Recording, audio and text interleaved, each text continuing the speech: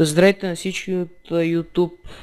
Аз съм Playboy8 и това е giveaway на Dota 2. Раздавам днес един код. Този един код сега ще ви кажа как се спечели. За VBOX това нещо не важи, само за YouTube важи. Повтарям, за VBOX не важи. Каквото и да пишете, каквото и да правите, за VBOX не важи. Само за YouTube важи. Ако гледате клипчето в VBOX, го гледайте в YouTube. Мисля, че долу има едно такова. Едно пише самият таг на YouTube е отстрани и трябва да го кликнете и мисля, че го гледате в YouTube. Не съм носил, не забравя се. Няма значение. Профилът ми в YouTube е Playboy98 Skills. Намерете ме и си пуснете клипчето. Сега слушайте ме какво трябва да направите, за да спечелите в giveaway. Аз ще ви изтегля на random.org.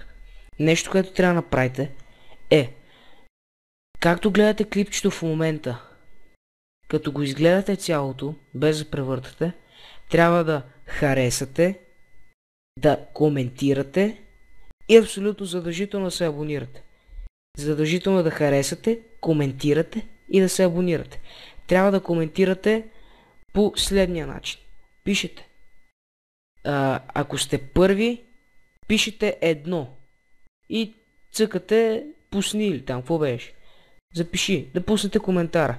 Ако сте първи, пишете едно, ако сте втори, пишете 2, ако сте пети, пишете 5, ако сте 20, пишете 20, ако сте 300, пишете 300. Други коментари и коментари, които не са в правилната верига, ще бъдат изтрити.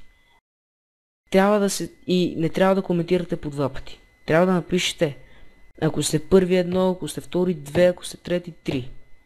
Сега повтарям, трябва да харесате, да коментирате с цифри и да се абонирате за мен. Коментари, които се разбъркват и не са подред, се трият. Коментари от сорта. Нека си пича написал едно, другия написал 2, другия 3 и четвъртия написал 4 и ония гледал по същото време написал пак 4. Зачита се то, който първи написал 4. То е най-долу, който.